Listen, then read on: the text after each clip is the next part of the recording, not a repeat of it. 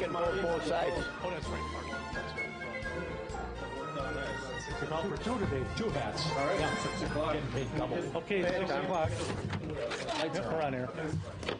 At 6 o'clock, the joint meeting of the Safety Development Committee and the Community Development Authority will come to order. I will note that Alderman Weigel, Alderwoman Keene, and myself are in attendance.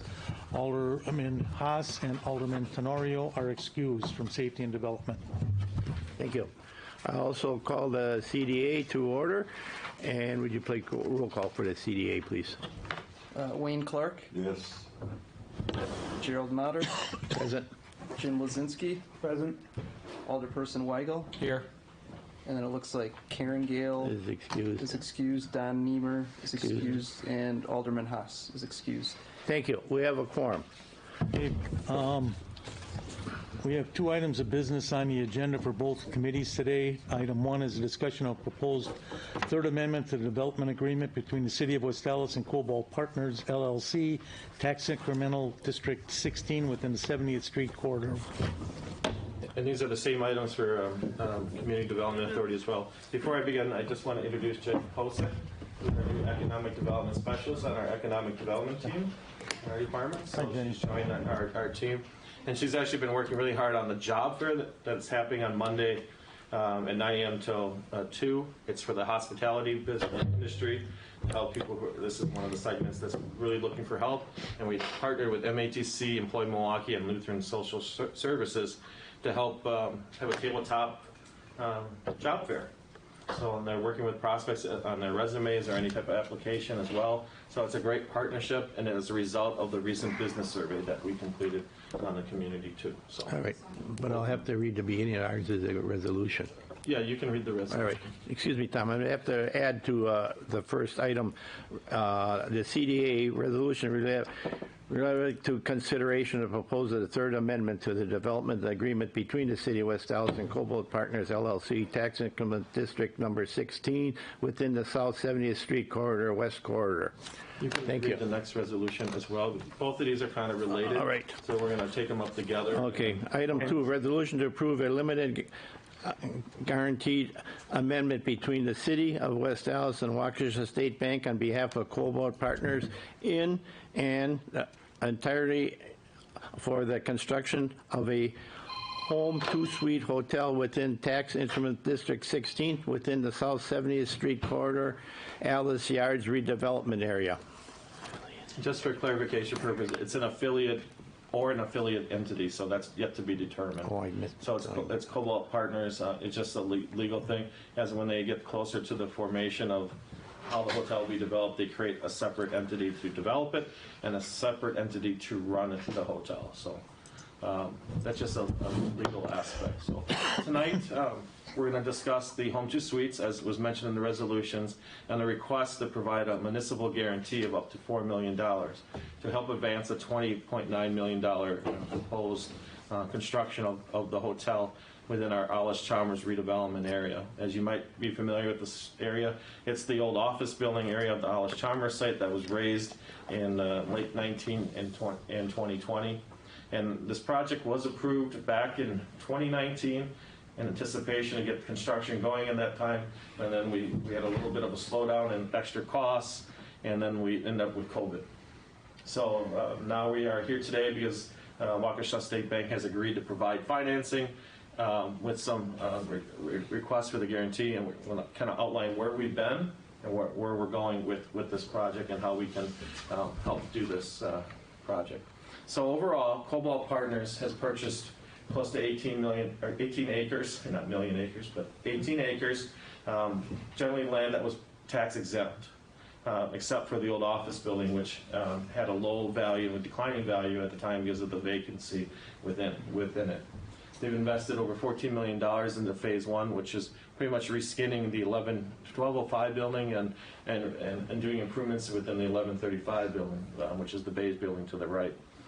Today, occupancy is stabilized. They have the Gage event space in the beige building to the right, and there's tenants within the 1205 building, and it's offered a great amenity or great look to the South 70th Street area, as well as they've improved the streetscape to align with the development as well. Here's the inside of the Gage. Such a nice place. Seeing it converted, this has become a pretty large, significant. I've been seeing their images on billboards around the Metro Milwaukee area. They're marketing the area. It's attracting a lot of new people to this corridor. People who also are looking for a place to stay. So like the synergy within our downtown district, the hotel, and this type of use is important. We met in 2020 and we did a TIF amendment in which we provided $3.3 million of financing. Generally, most of it came through the New Market Tax Credit Entity Fire. And we loaned these funds to the developer because of increased environmental and demolition costs. And this was because this was a large-scale redevelopment, large unknown parts of this building that weren't seen through the environmental investigation, and there were increased costs that they needed assistance with. Today, this area is cleared and ready for development. So I'm going to talk about what's the next part of the status of the project and the outline of the municipal guarantee, and then formulate our recommendation here to both safety development and the authority. So we've seen images of the office development in the plans. There's 300,000 square feet of office that's projected. Now, COVID impacted office, so this area is continuing to be marketed by the developer. But as you can see, that is the long-term vision, is to get this type of use in this area. The hotel was approved in September of 2019 by Plan Commission. Common Council approved the special use, and the building plans were reviewed and approved last July. So technically, I think there's just a few more pieces of paper and they can get their building permit to build the hotel. So they are set to go in that perspective. Plan Commission also received a conceptual residential plan plans to go to Plan Commission for the residential. It's around a $24 million development of around 160 units. This was part of the Alice Yards vision in the plan. We are not ready to go to Plan Commission yet on that. We have a meeting with the developer tomorrow. But conceptually, you can see here the image of that. And then again, I mentioned the office space impacted by COVID. They continue to market it, and this is another image of the residential. We have a few things that we need to work through on this. We do not have performers on this yet. It's just early conceptual images of this particular aspect. Both sides are residential in that image, potentially? Both buildings would be residential. And the beige, or the area that you see in the back here that's kind of faded, these are residential buildings with commercial on the lower level. So these are the parking lots that are along South 70th. Yeah, but those aren't moving forward yet. We don't have, No. we have conceptual images, but nothing of getting to the next step. Okay. So it would be hotel first, Hotel, and then these two. that's the next That would be the phase. next. So I wanted to bring it Yeah, because no. it's important to note that there's other development on the horizon. And where's the hotel going? Right across. Go back to that other picture. It would actually be right in this general area, across from the gate, directly across from the gate. Yeah. Yeah, so go back to where you show the residential.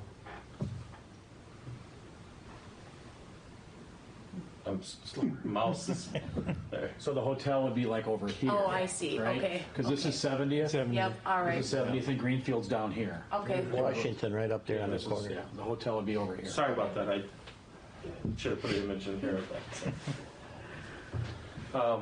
One of the other things that we're working on right now is when we did the initial financing of the demolition of the building through the TIF, the first stage, we provided around $7 million in financing. So that financing was through the state trust fund. So we're in the process working with Jason to refinance that. And if we refinance that, that would save close to $2 million of interest costs. So it goes from 4.5% probably down to around just shy of 2%, I think, in our projections, correct? Yeah. So we are working on that, and that's something that has to be completed before, I believe, September in order to pay that state trust fund loan off. They don't allow any payoff of the state trust fund loan between September and December. So in order to get this interest savings, we have to expedite that, and that process has begun. So at this point, the lending industry is still constricted because of the COVID impacts. Hotels are picking up, travel's picking up as we see in the headlines, but their portfolios, if you look at their hotels, they're not performing to where they had them pre-COVID. So the lending is still tight on that market. Waukesha State Bank is willing to finance the hotel. I'm going to show the capital stack here in a minute. They have provided marketable terms in a structure that is within market as well. We had SB Freeman look at the terms and everything with us, and they agree that that's within terms. The guarantee is the nuance that is the challenging part, but one of the unique things here is not only are they willing to finance, they're also willing to pay for the tax credits that Fire is looking to allocate to the project.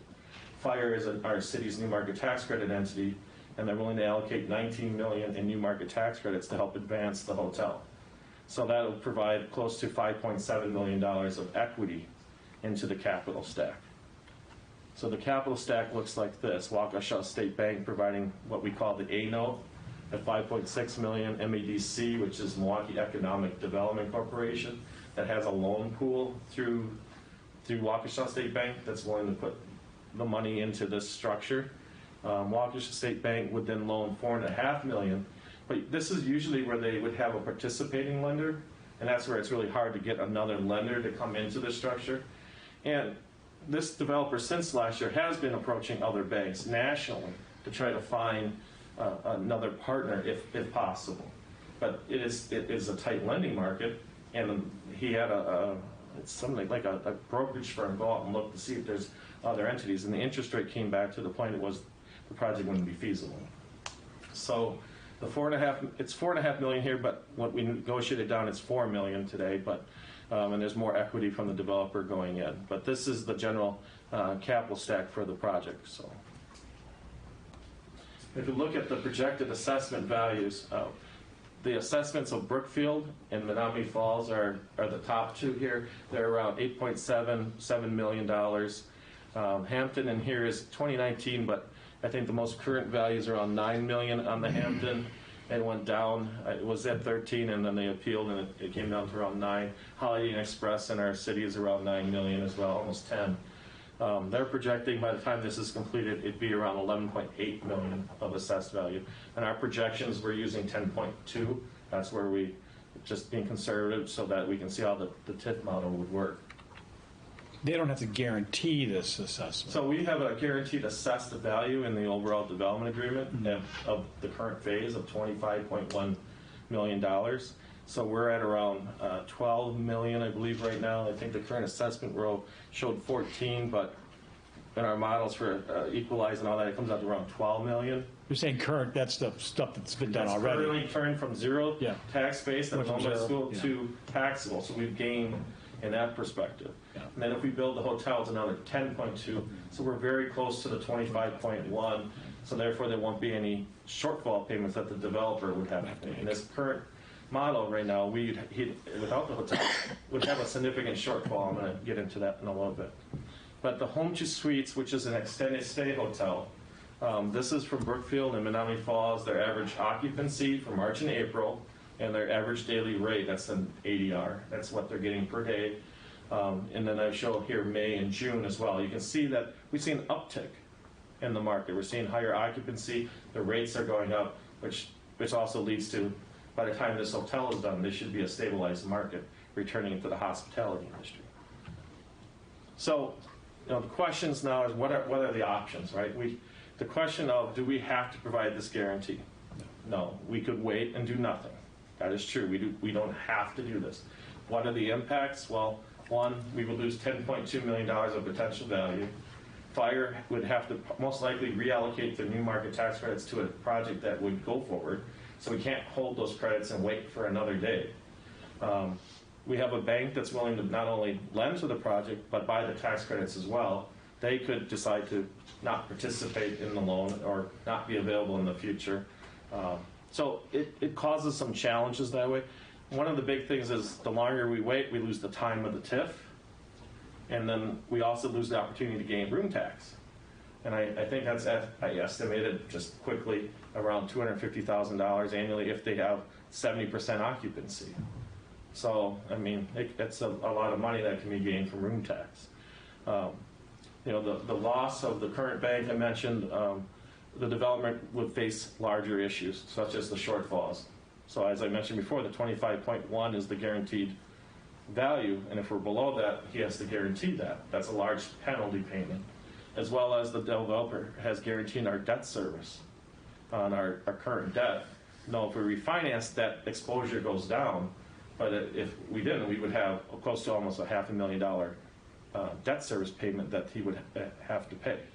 And you put those two numbers together, that's a lot of development money for a private developer that doesn't offer a return. So that causes bigger challenges with the overall structure of the development agreement.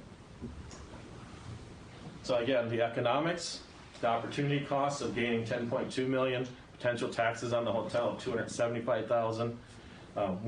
With the hotel, we're very close to that assessed value, which is great. And then with the potential development on the horizon of the residential, that would be a plus as well. The debt service and the assessed value shortfalls, they're there. We have a development agreement that says that, but that's a lot of money for a private developer that would have to come forward with. So that would challenge our position. Right now, in our development agreement, it states that the hotel was supposed to start by June 30th of 2021. But in the third amendment that we're going to be discussing, we'll extend that to the end of this year.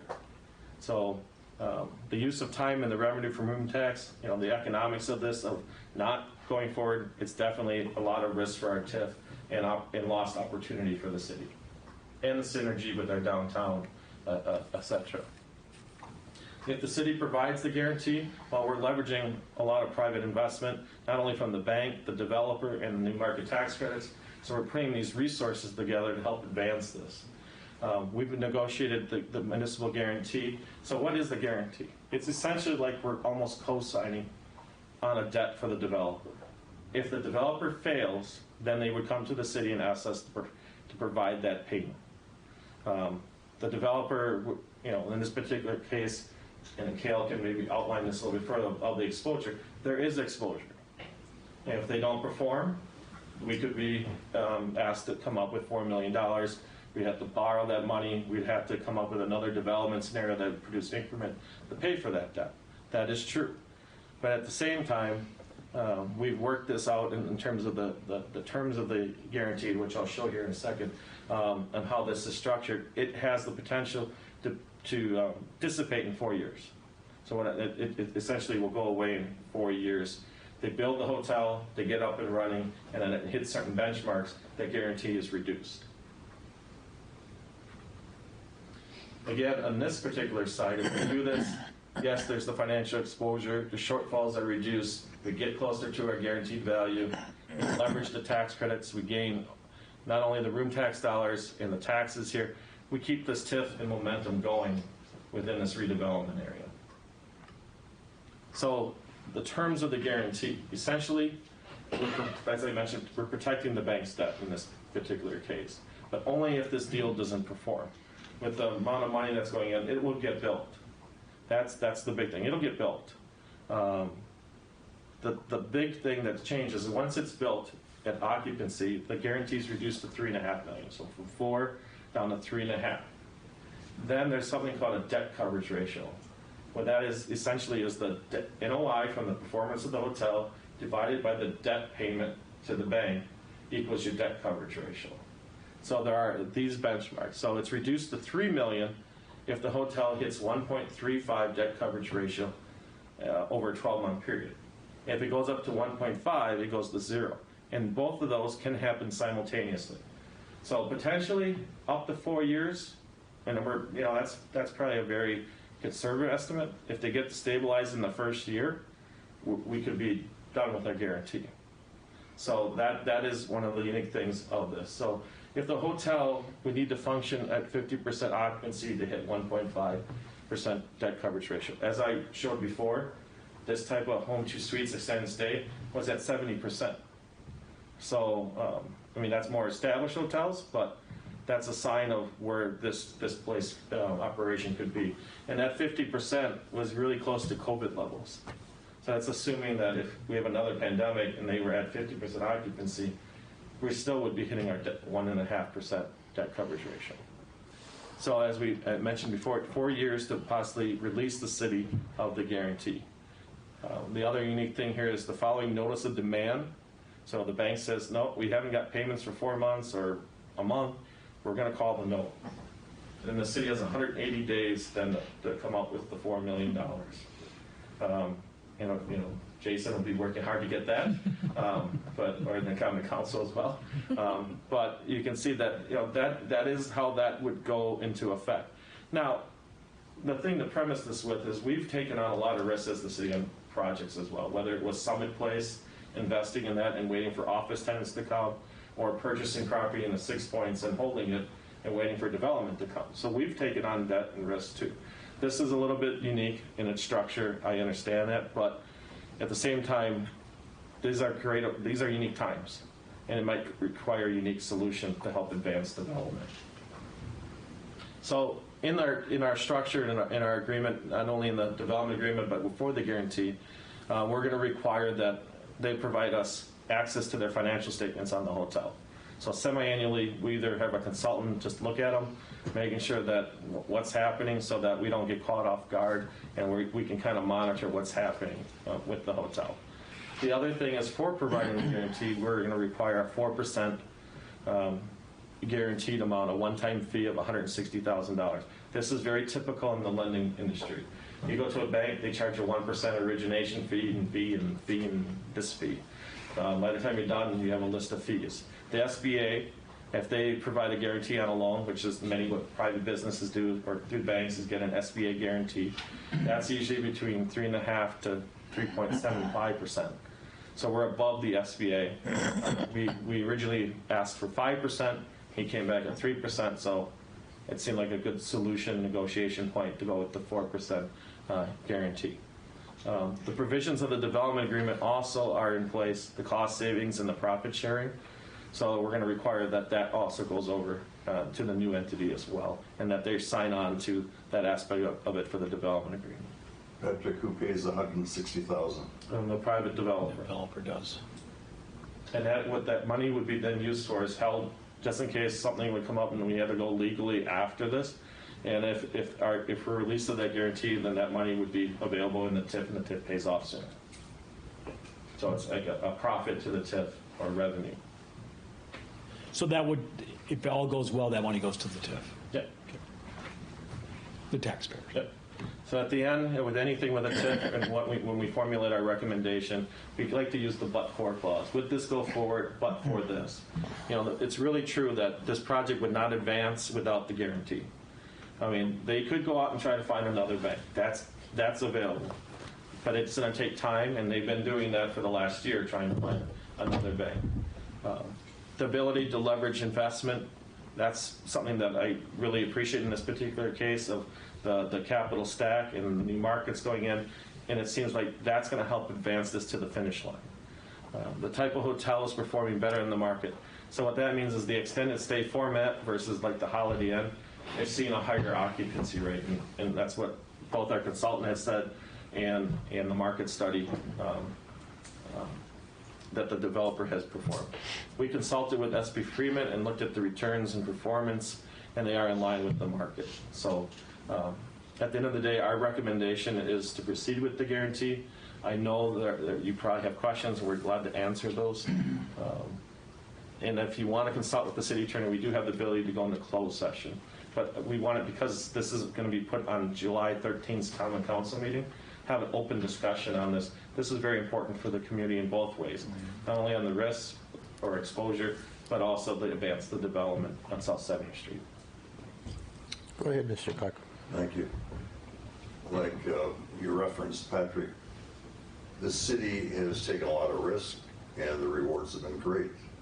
And I fully appreciate that, having been around the CDA since 1989 when it was launched.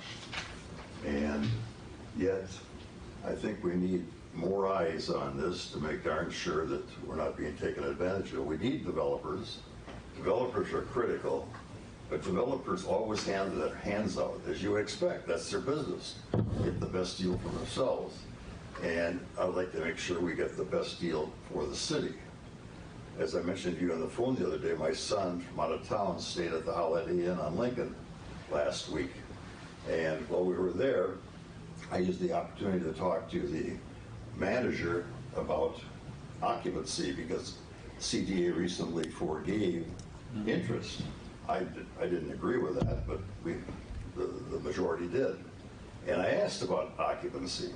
The reason they were pleading for relief is because the DNC convention didn't appear, and there have been all the COVID issues, and occupancy was down. But I was told that their occupancy frequently is at 100%. And so I think we have to be darn sure that we have all the best people, outside consultants and others, look at this stuff so we don't get taken. And I think we were taken on Holiday Inn. But I happen to, by the way, back to my original comment, I support the risk reward. I want big hits. I want us to take bold steps, but we have to protect ourselves. Patrick, didn't we have the STAR reports for the Holiday Inn and for Brookfield and the other one, Wauwatosa? So we know what the occupancy is factually. I mean, it's not, we knew that what the Holiday Inn occupancy has been for the past year. And yes, I'm sure, Wayne, that you're correct, that recently they probably are 100% full at times. That's what it is recently. Yes.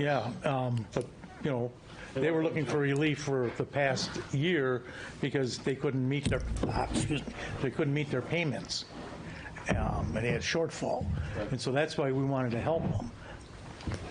Patrick? So I think we have experts, excuse me. sorry. I think we have experts looking at it. And you've had Friedman look at it too, right? So I feel comfortable with the experts you've had looking at it, plus our city attorney and our finance director. Right. You said that they are close to having their building permit? Yes, as of today, I checked, and Shelley verified that she's reviewed their building plans and approved it last July. So pretty much, I think all they have to do is come in and pay for the permit, and they can start. And we know that they have contractors ready, like, this gets approved, they're breaking ground, they're underway, they are going at this, or I'm a little bit on timing, you know, okay, it'll be 1 year for this, 3 years for this, but I want to make sure that the fire's kind of lit under their butts too, and I'm sure they're itching to go. So the but- new market tax credit call started, and it's on hold right now until we can, if we feel as a community, if we can do the guarantee. So that usually takes 60 days in itself for a new market tax credit closing. And one of the investors is the construction company. Oh. It's American Construction. That helps. Thank you. Go ahead, Alderman. You have the We're floor. all done up front? No, go ahead. Patrick, you had said it's a bad lending market right now. I disagree. Everybody's getting money right now. Everybody. Could it be this guy's just a bad risk? He's been on to 4 banks already. And we keep hearing from you, and maybe I missed it because I do miss a lot of things, that we were going to get I believe it's a performance from this guy, from Yelp, as to what he's does worth and everything. He could have 2 cents or he could have $2 million. We don't know, Patrick. We have the perform on the hotel, but we did sign a confidentiality agreement on it, so I can't disclose too much here, but we did have SB Freeman review it, and that's right, I shared that they said it falls in line with all the market returns and things like that. Now, we did, when we first started the development, we did look at his net worth. We can probably get an updated financial statement on that. So it's a number of people investing in the hotel, though. I think there's 12 different entities investing in that. American Construction, the Kenseth Corporation, etc. And those have known, you know, that they've represented to us. They have 155 million net worth to the city. So they shared that with us on a couple of occasions. And combined, all the investors. Could you share that with us? That's all it is. It states I have the investors have 155 million in net worth. That was the document that was on. And then in one of your slides, you said Yelp has $14 million into the project already. In the first phase. Does that include the 3.3 million that we lent him the first time or gave him and the 7 million state funding that you showed in your earlier slides? No, most of that money that I mentioned was for the acquisition of the buildings and renovation of the buildings on the west west. side. And I think one thing Alderman wrote that, And the acquisition of the east building. that you mentioned was the fact that everybody's getting money. Everybody is not getting money. Hospitality industry is not. I think if you look, the brewery, Opa Brewery here had a lot of trouble getting money because they were hospitality industry. Anybody related to hospitality industry today, because of the effect they took during COVID, the banks are not looking favorably on them at this point. I'm going to say a year from now, they're going to be looking very favorably at them. But right now, they're not. Yeah, I mean, just, Hope's not really the same type of use, but No, it's hospitality. though. it's hospitality, and we went to 25 different banks and Yeah. got one. So, I mean, and the lenders actually did have equity. So here we have the equity of new markets, we have a TIF, it's an opportunity zone, and it's still difficult to obtain financing for a hotel. Because they're looking at their portfolios and seeing how they're performing, and if you look back 6 months, which is to a year, which is you usually got to look at 1-2 years back, they're going to have that hiccup.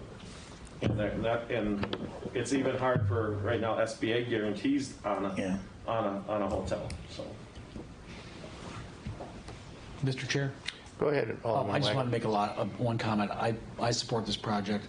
I think what we've seen a lot in all industries, there are loan specialists, and they specialize in an industry. And everybody that's got a fat portfolio of hospitality, whether it's restaurant or hotel or whatever, they've really gotten burned.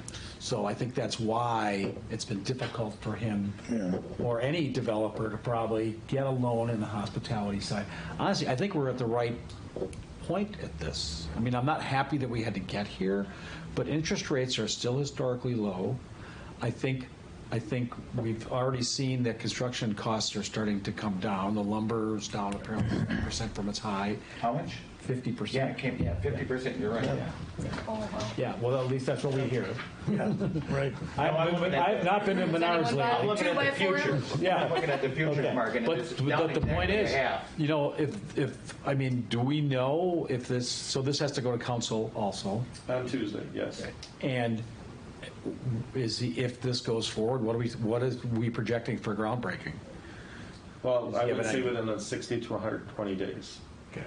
that we would be advancing the project, or he would be advancing. He the would be, project. okay. Yeah, I'm excited about this. I mean, like I said, I'm not glad that we're in this position, but I think we're finding a way through this. Mr. Chair, Go ahead, Alderman. if I may put two people on the spot in this room, Jason, your thoughts? If you were lending the money, if this was the city of Jason Kazmarek, and I apologize for this, but this has a lot of risk to me. Sure. Well, my initial feeling when this first came up is, how could we possibly do this? We're going to be on the hook for $4.5 million, which was the original estimate. And my initial impression was no, there's just no capacity to do that. However, as we talk through this and we see that this style of hotel is doing well, it has been doing well and continues to do well, I think it's a fair risk and a good return for the city. So I'm okay with it. Mr. Decker, do you have an opinion? Again, I don't mean to put you on the spot, but I guess I just did. Do we want to wait for closed session? You were mentioned a couple times up front, so. Closed session for any of this? In open session, I will say that the deal's been structured so that the city's risk has been minimized to the extent it can be. But I don't want to hide the fact that there is some risk to this. There are other parties involved that are guarantors as well. However, the city could easily become the one who actually pays the bill at the end of the day if that occurs. And it's also public knowledge that our development agreement would likely be in default if that would happen. And so it would be a pretty severe and significant thing if the city's guarantee was actually called. That would mean this project is dead. That means the developers are likely out, and it'd be a very significant negative outcome. The bank would be taking the property back through foreclosure. So it's a doomsday situation for the city to pay this guarantee, or to ever have been called in this guarantee. But I mean, no one thought COVID was going to happen. I'm sure a lot of deals blew up because of COVID. You can't foresee the future. As far as risks go, given the city's current risks it's taken on this project, this is a reasonable next step.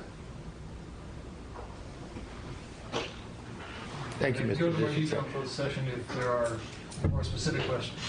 Mr. Clark? That's, Counselor, that's where I was going to go. You said that was your open session discussion. I think we should go to closed session to hear what you have to say. Sure. And that rest of the story. Paul Harvey, good day. Old guys. Should we do that? Sure. Patrick, are you done? You done with your presentation? We are done with the presentation. Okay. Then for agenda items 1 and 2, the committee may convene in closed session pursuant to provisions of section 19.85, parent 1, parent E of the state statutes for the purpose of deliberating the investing of public funds whenever competitive or bargaining reasons require a closed session. This committee may reconvene in open session after completion of the closed session to consider the balance of the agenda. We have to wait for that to say off air. So moved.